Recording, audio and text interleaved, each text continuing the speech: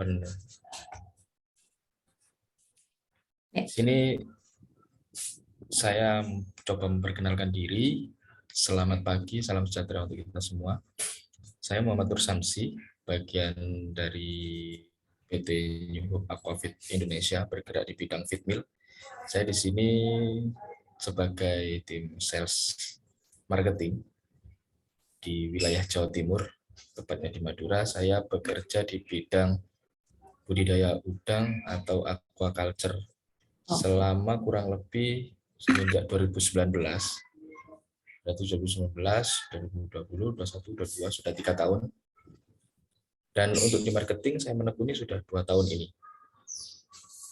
Mungkin itu sedikit gambaran dari saya.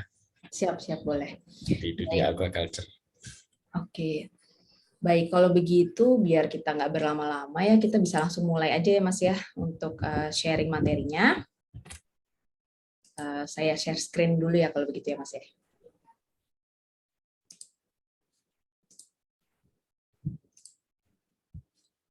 Oke ya, apa sudah terlihat? Sudah.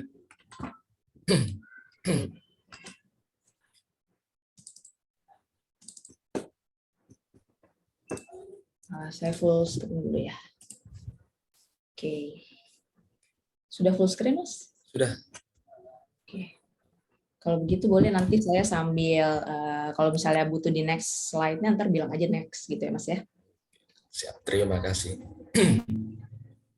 Bantu. Oke, kalau begitu saya persilakan untuk Mas Muhammad untuk mulai berbagi pada pagi hari ini. Terima kasih atas kesempatan yang sudah diberikan kepada saya. Saya mencoba untuk share ilmu, kemudian juga berdiskusi terkait dinamika dunia aquaculture, terutama di bidang udang. Di sini saya sebagai tim sales dinamika dunia dari PT New Hope Aquafit Indonesia mencoba berbagi apa yang saya tekuni di dunia ini, dan juga semoga saya bisa mendapatkan feedback agar bisa menjadi lebih baik ke depannya.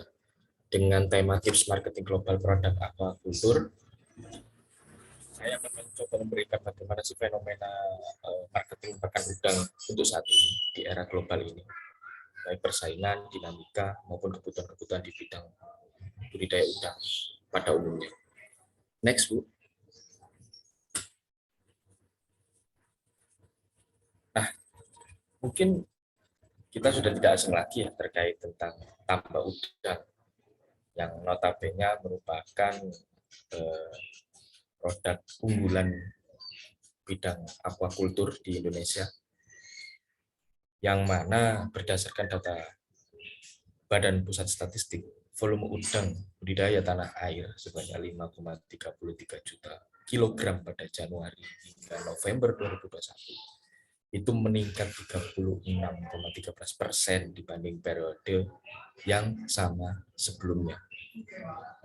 Hal itu menempatkan Indonesia menempati di peringkat 5 terbesar penghasil udang atau pengekspor udang ke seluruh dunia, di bawah Tiongkok, disusul Ekuador, Vietnam, dan India. Yang mana notabene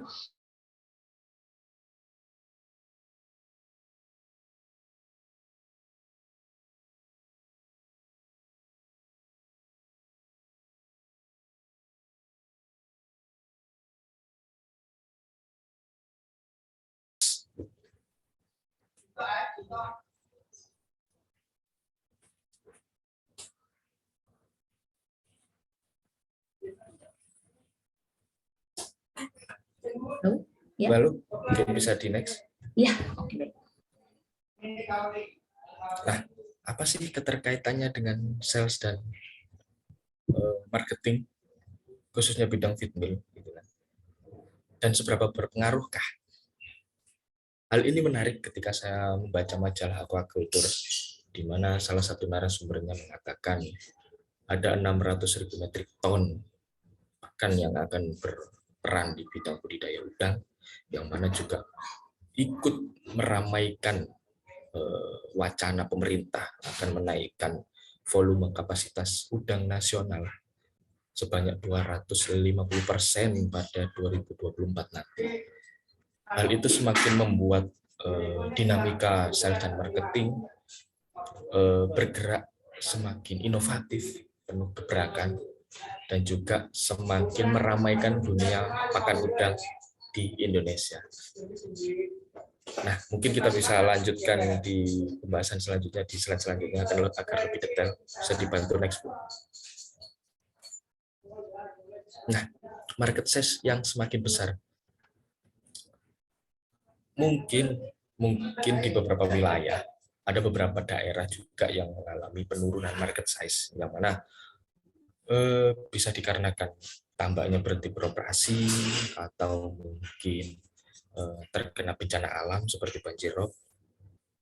Nah, tapi juga di banyak wilayah itu market size dari tambak udang itu sangat berkembang pesat. Hal itu bukan tanpa alasan.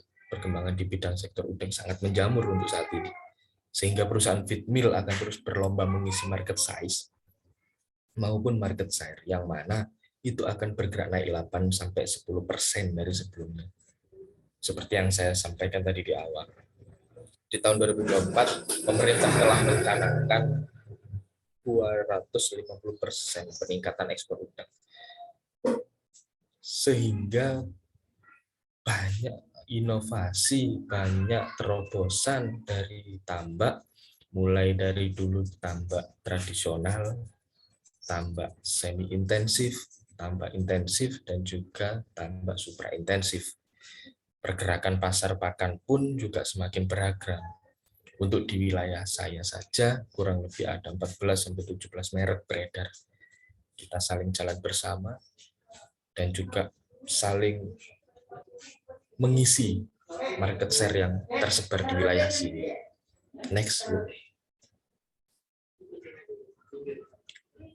Ujung tombak yang vital di sektor tambak sebagai penyambung antara produsen dan konsumen tidak bisa dipinggirkan juga ya, terkait peran marketing maupun sales pakan udang, yang mana notabene baik dari mahasiswa, fresh graduate, kemudian juga personal yang mempunyai experience yang bergerak di bidang marketing, menurut saya sangat-sangat berpengaruh, karena apa yang diharapkan oleh petambak selaku konsumen,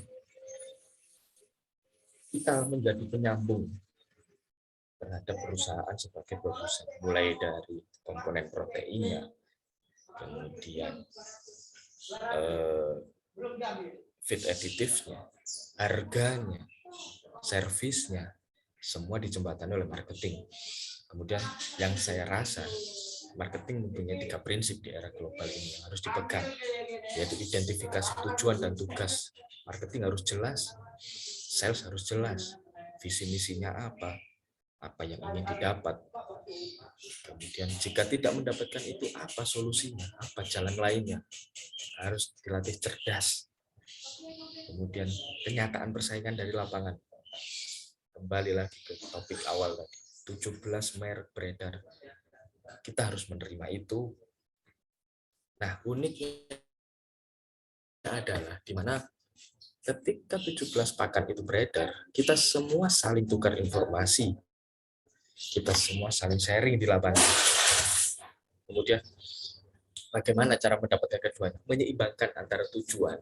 Ya, kita pastilah ada tujuan dari perusahaan, tapi kita juga ada tujuan ke sesama rekan-rekan sales, rekan-rekan marketing, yang mana untuk mendapatkan informasi terupdate di lapangan.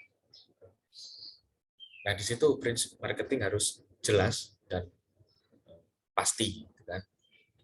Next. 5 hal yang harus dimiliki marketing ketika terjun ke lapangan. Memiliki kemampuan small talk. Ya, harus diakui bahwa marketing harus pandai bicara, pandai mencari topik.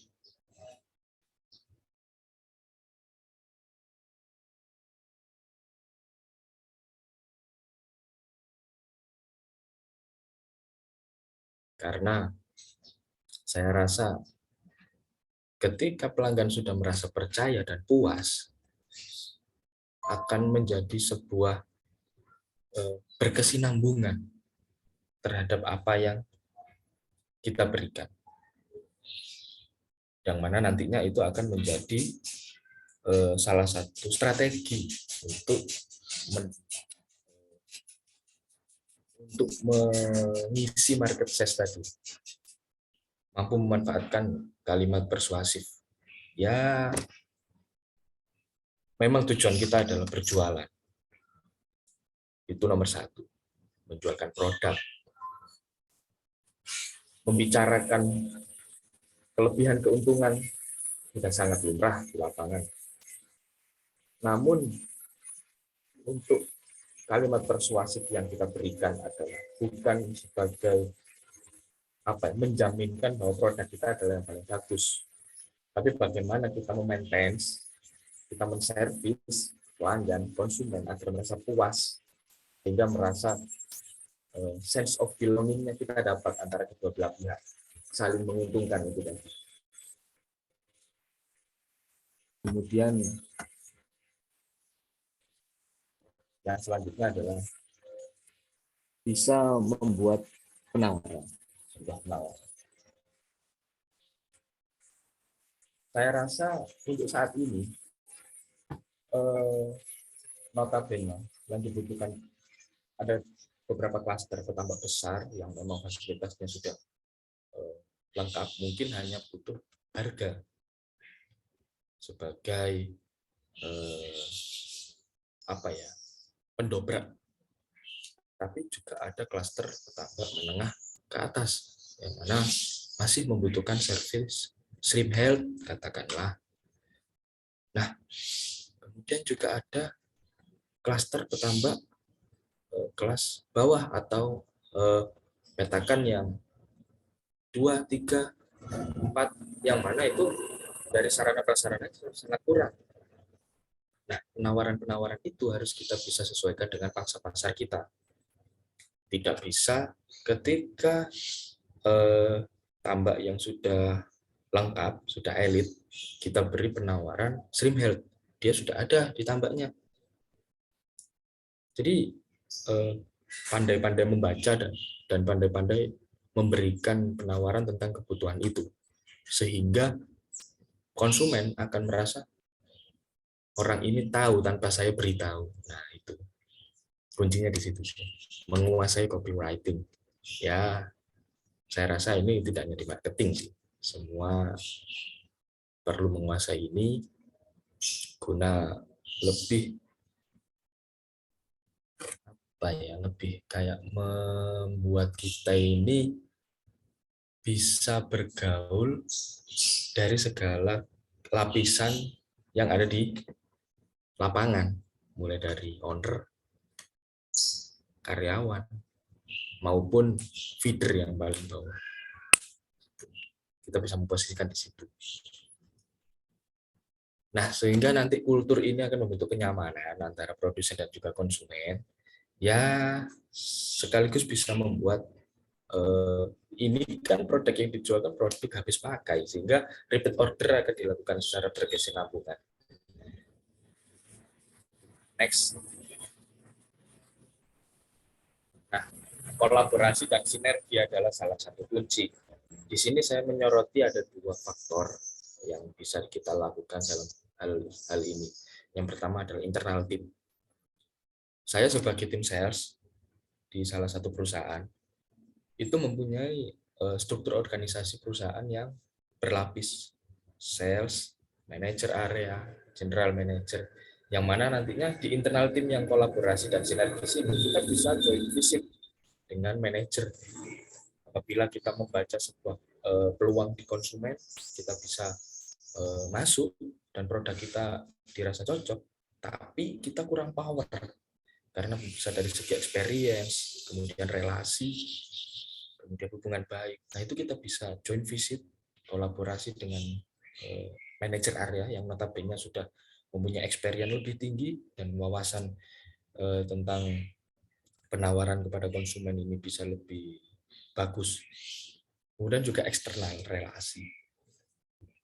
Tidak bisa dipungkiri tim sales pakan udang, owner juga harus menjalin hubungan baik dengan seperti sales probiotik, sales penur, sales sarana prasarana, yang mana nantinya itu bisa menjadi sebuah wadah untuk kita kolaborasi, katakanlah di tambak X gitu, membutuhkan sebuah pendampingan misalnya, yang dibutuhkan dari Saprotam adalah ini, kemudian pakannya kita bisa pakai ini.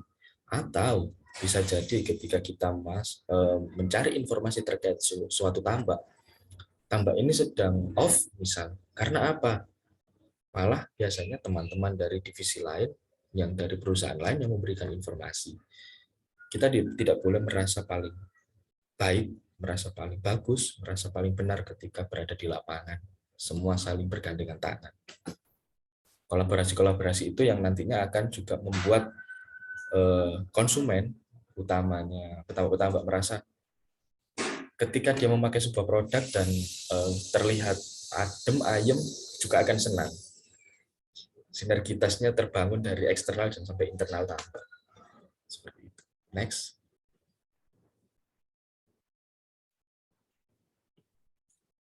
Menjadi tim marketing di era milenial sangat menantang. Kita menjadi pengawal transisi para pembudidaya skema lama, skema tradisional tadi yang saya sebutkan, untuk pelan-pelan ditarik ke arah teknologi. Banyak startup yang mulai mengejarkan terobosan. Ini perlu kesabaran ekstra dan pemahaman yang sangat kuat, yang mana mungkin saya sebagai alumni perikanan di salah satu kampus di Jawa Timur merasa bahwa peminatan mahasiswa ketika lulus pun sangat minim untuk terjun di dunia ini. Padahal ini merupakan ladang rezeki yang juga sangat menjanjikan, bisa jadi relasi, aplikasi ilmu yang sudah kita telateni gitu kan, sudah kita tekuni dari awal masuk kuliah sampai lulus. Nah, saya sangat appreciate terkait startup yang mulai menjamur gitu kan. Mulai dari hulu sampai hilir, itu semua notabene semua sudah ada formasi anak-anak milenial. Tapi tantangan terbesar kita adalah memberikan informasi dan juga bisa menarik petambak-petambak yang mungkin sudah lama gitu kan untuk kita kolaborasikan dengan teknologi. Banyak sekali keluhan, ribet mas, kemarin nggak pakai itu berhasil. Iya oke. Ini hanya sebuah opsi. Ini sebuah opsi, bukan salah satu yang harus diambil pada waktu itu, bukan. Ini ada opsi. Jadi jikalau ini dibutuhkan, kita adalah garda terdepan yang siap untuk memperkenalkan gitu. Inilah ada terobosan baru. Ya, semua akan bisa karena terbiasa nantinya. Next. Terobosan sebagai bentuk penyeimbang atau bahkan sebagai hiburan. Salah satunya adalah dengan memberi wadah seminar atau forum group discussion, guna memberi kesempatan bagi konsumen untuk mendapatkan refresh ilmu. Jadi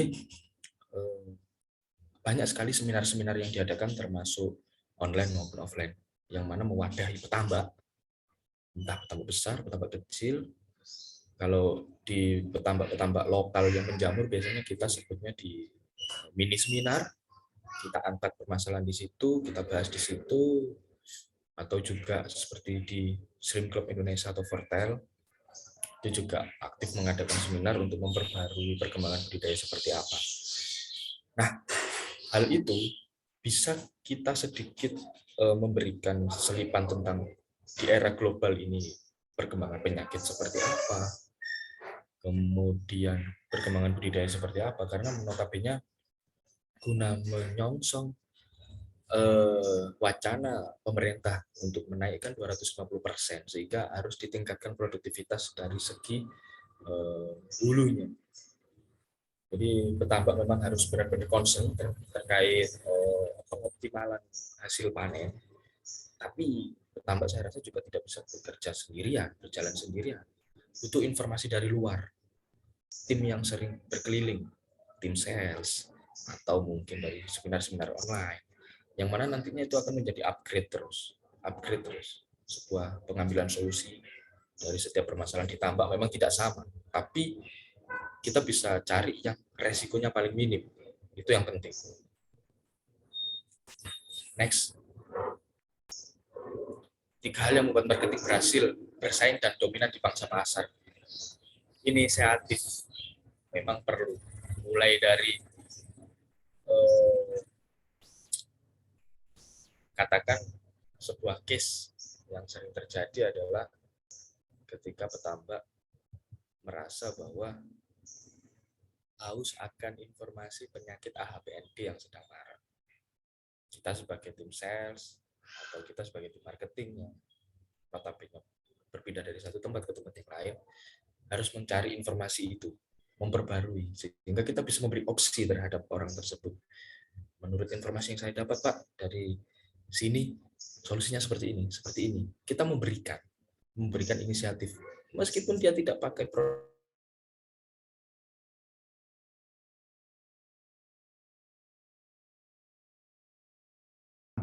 lambat laun sedikit banyak kita akan dibantu karena mereka merasa terbantu dengan adanya kita. Kemudian improvement berkala produk dan service. Penyakit budidaya udang makin beragam. Tidak bisa juga, bahkan akan stagnan, patan, benur, saprotan, itu akan stagnan di situ-situ aja. Dia akan juga itu bergerak mengikuti, menyeimbangkan. Misalnya ketika dulu pakan masih mengandalkan dengan protein tinggi, katakanlah, sekarang sudah ada functional feed.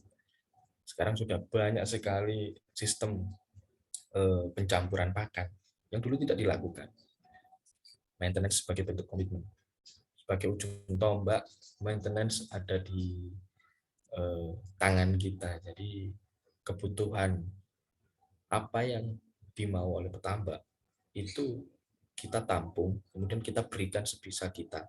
Jika tidak bisa, kita membuat sebuah wadah yang mana notabene itu bisa menjadi salah satu pemenuh yang salah satu dapat memenuhi kebutuhan petambak. Mulai dari stream health, pengawalan tebar, panen, memberikan rekomendasi, yang mana nantinya itu bisa menjadi salah satu penunjang keberhasilan budidaya. Ekspansi secara masif. Jadi setelah kita berhasil mendapatkan customer, katakanlah, atau mendapatkan pelanggan konsumen, kita tidak boleh merasa puas di situ. Masih banyak pasar yang harus kita ramaikan. Ibarat kita dari 17 merek atau 14 merek yang aktif, biarkanlah petambak memilih tanpa ada paksaan, tanpa ada tekanan. Layaknya masuk ke dalam sebuah minimarket, gitu kan?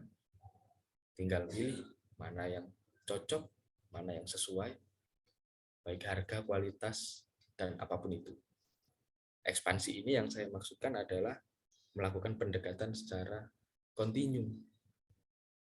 Tidak ada pemaksaan, namun kita bisa mendapatkan keputusan dari data di lapangan, performa bagaimana, dan lain sebagainya. Next.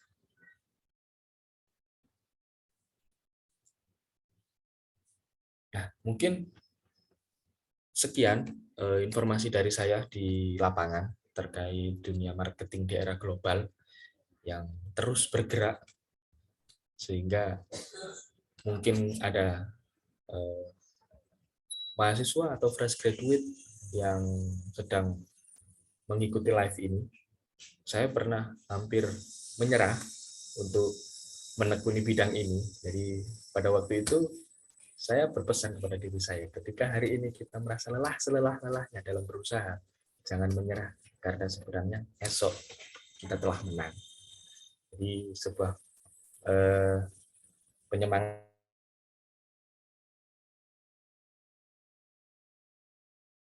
untuk semuanya. Semoga bisa bermanfaat dan Assalamualaikum warahmatullahi wabarakatuh. Ya, waalaikumsalam warahmatullahi wabarakatuh. Terima kasih banyak atas sharingnya, Mas Muhammad. Saya coba stop share dulu ya. Oke. Nah, baik.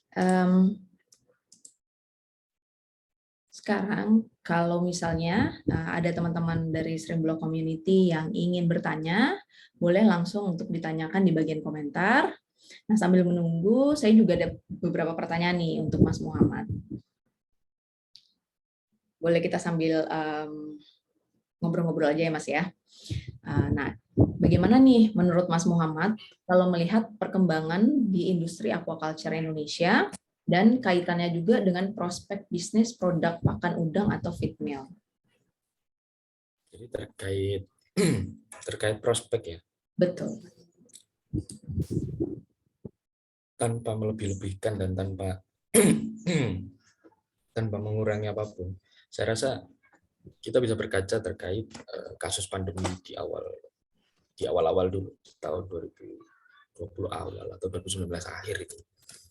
Semua banyak ladang bisnis yang cut off atau mengalami kemacetan. Tapi anehnya di situ adalah bidang udang ini malah naik, gitu kan. Hanya saja terkendala terkait peraturan ekspor impor yang dibatasi. Sehingga jika dikatakan prospek, sangat prospek dan akan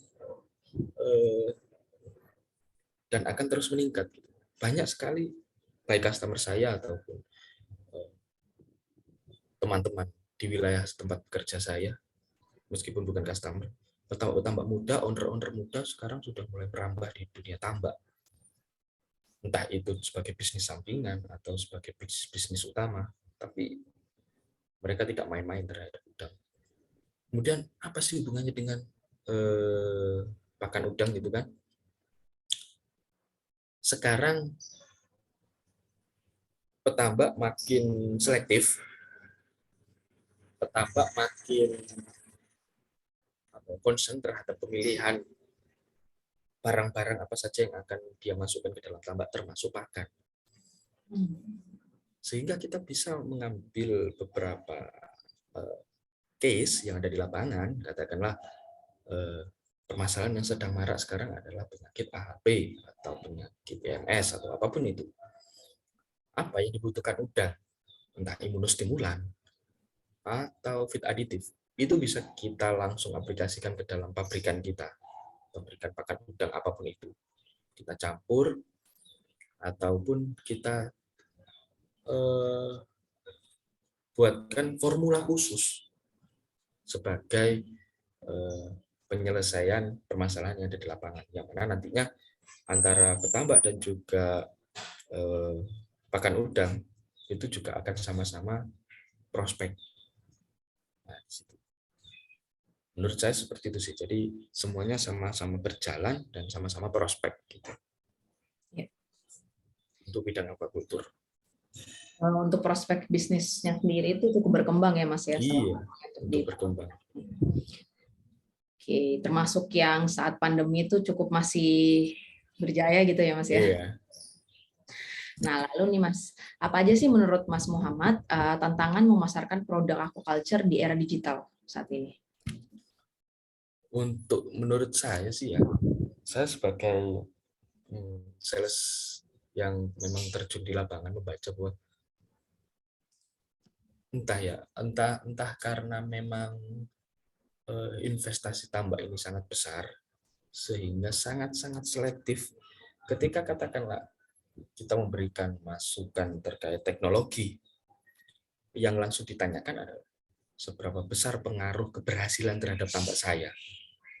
Nah, tantangannya adalah ketika ada inovasi, baik dari teknologi atau apapun itu, harus disiapkan dulu tambak trialnya dulu. Oke. Jadi tidak bisa kita langsung masuk ke konsumen. Konsumen mintanya by data. Oke. Jadi kita nggak punya data tapi kita menawarkan bahwa ini yang paling bagus. Tidak bisa seperti itu. Ciptakan dulu tambah trial, buat dia berhasil, datanya angkat ke konsumen. Nanti akan pindah trialnya itu ke tambak konsumen di beberapa petanya. Nah, itu skemanya sih. Tantangannya di situ sih. Harus bisa meyakinkan. Jadi untuk dari, walaupun ini kita memasarkan secara digital gitu ya Mas ya, kita tetap untuk yang namanya trial tambak ya. Wajib itu. Itu biasanya untuk tambak trial itu misalnya haruskah itu satu cycle ataukah cukup misalnya 1 bulan atau apa? Kalau dari pengalaman Mas Muhammad sendiri? Menurut saya sih kalau trial itu kita kan hidup di negara yang ada 2 musim, penghujan dan kemarau. 2 musim ini harus kita dapatkan datanya sebagai pembanding. Baik. Tidak bisa nanti kita kunci di musim kemarau yang notabene budidaya sedang bagus, kita aplikasikan di musim penghujan seperti saat ini yang ekstrim sekali kondisinya, bisa berjalan dengan mulus. Harus di 2 musim ini harus berhasil. Oke, jadi kuncinya itu adalah ada trial untuk di 2 musim ya kalau di. Iya. Saya rasa seperti itu sih. Untuk kalau kayak lokasinya tertentu itu apakah berpengaruh juga ya? Misalnya ya di Jawa ini tuh tambak trialnya di Jawa, nah ketika dia mau promosinya misalnya untuk di pulau lain seperti di Kalimantan atau di Sulawesi itu seperti apa, Mas? Kira-kira apakah itu perlu juga atau sambil berjalan tuh bisa dilakukan? Menurut kita sebagai pembawa teknologi itu tidak berdampak, tapi bisa nggak bisa, mau nggak mau, petambak itu pasti akan membandingkan terkait perairan sana dengan sini beda. Nah, perairan sana sini beda. Oleh karena itu, kita harus ambil dulu nih sasaran target kita, katakanlah sebetulnya Jawa Timur, katakanlah. Jawa Timur ini ada selatan, ada utara. Nanti katakanlah kita bangun tambak trial di wilayah selatan, wilayah Jawa Timur Selatan, Pacitan, Trenggalek, Tulungagung, yang notabene airnya masih bagus. Kita aplikasikan di wilayah wilayah Madura gitu kan. Nggak sama Mas airnya, nggak bisa. Nah, di situ yang kita ambil adalah ketika kita trial di tambak selatan, kita cari lokasi tambak yang notabene perairan sama dengan tambak selatan. Katakanlah Jawa Timur Selatan, Jawa Tengah Selatan, Jawa Barat Selatan. Nah, itu kita coba dulu, mainkan dulu di situ.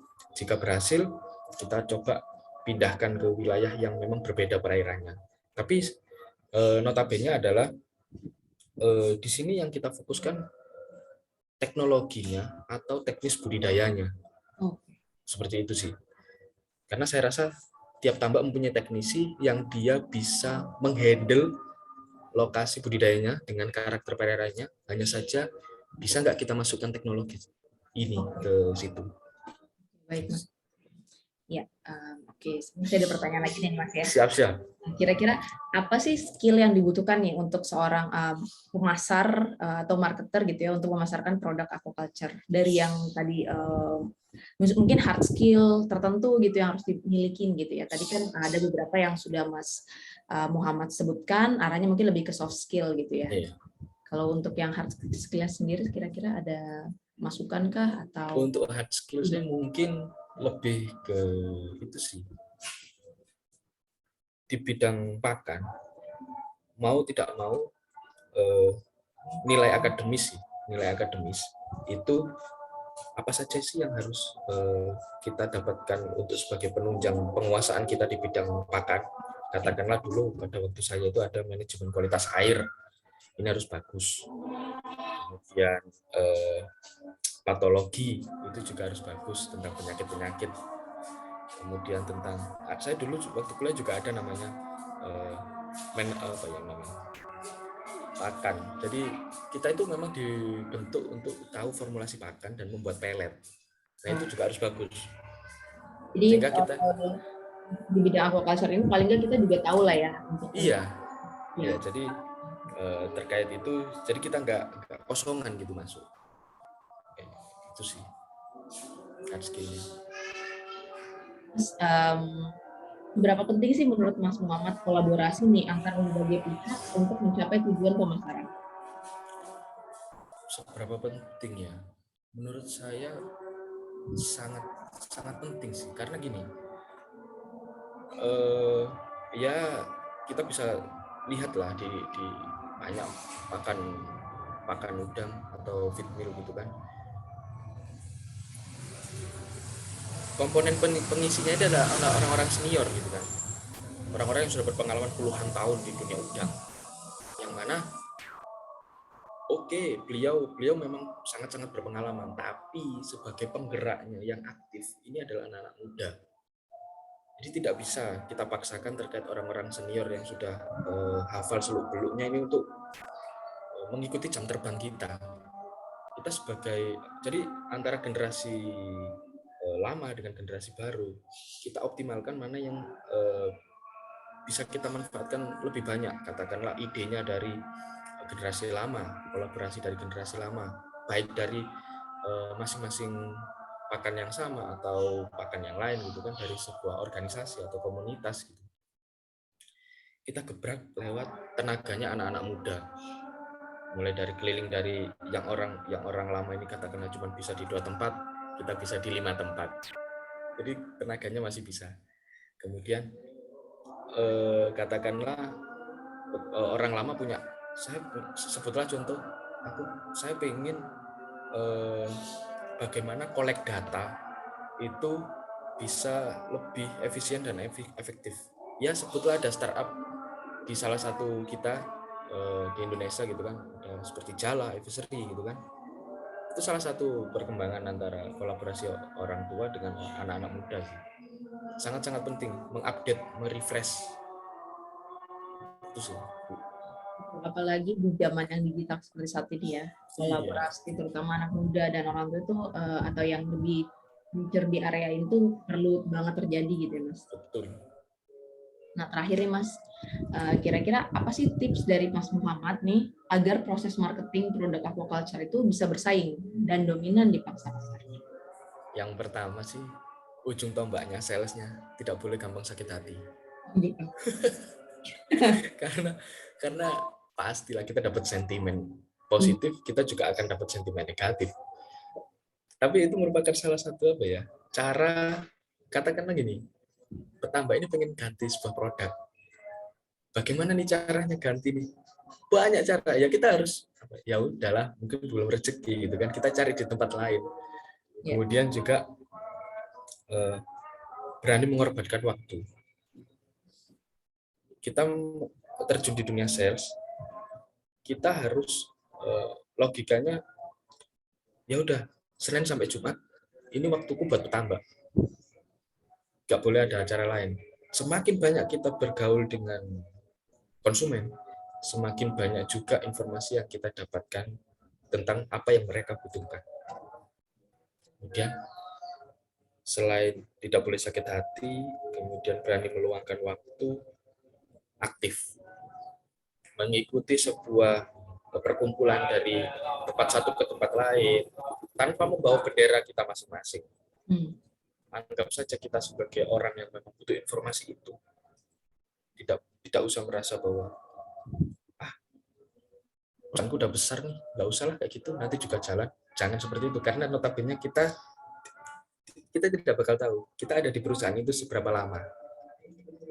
Kita juga butuh berkembang, atau mungkin kita tetap di perusahaan itu tapi nanti kita ditawari posisi yang lebih tinggi tapi kapasitas kita masih di jajaran bawah. Itu juga perlu di-upgrade.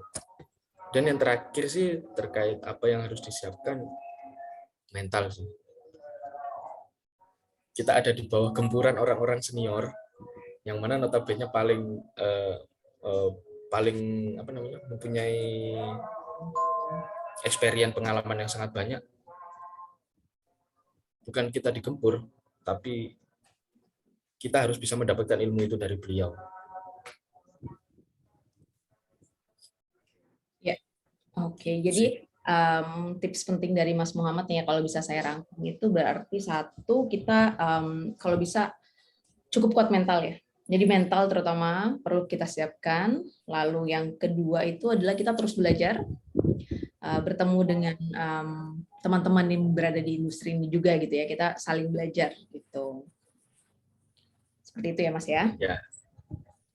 Baik nih Mas, terima kasih banyak untuk Mas Muhammad udah sharing-sharing bareng sama kita di sini di Streamblog Community tentang bagaimana sih kita mempromosikan dan memarketingkan produk aquaculture. Nah, sepertinya nih waktunya kita sudah hampir habis juga, dan beberapa pertanyaan saya dan rasa ingin tahu saya juga sudah dijawab oleh Mas Muhammad. Nah, boleh nih kalau misalnya ada pertanyaan dari teman-teman ya dari Streamblog Community yang ingin bertanya juga ya ke Mas Muhammad, nanti boleh kita sampaikan di luar webinar ini ya Mas ya. Siap. Baik, terima kasih banyak Mas. Oh iya, sebelum kita akhiri, boleh kita berfoto online dulu nih Mas ya. Oke, siap. Mungkin nanti ada waktu kita bisa ketemu secara offline gitu. Siap. Baik, saya coba ya kita untuk foto. 3, 2. Oke. Baik, kalau begitu Mas Muhammad terima kasih banyak ya atas kesempatannya yang diberikan kepada Streamblog Community pada hari ini. Dan juga kesediaannya untuk berbagi ilmunya, Mas Muhammad, ya. Mohon maaf apabila ada kekurangan gitu ya, ataupun salah kata ataupun proses dalam webinar online ini. Terima kasih juga untuk teman-teman Streamblog yang udah join di pagi menuju siang hari ini ya. Kita sampai jumpa di webinar online dan Facebook Live Streamblog Community selanjutnya. Terima kasih.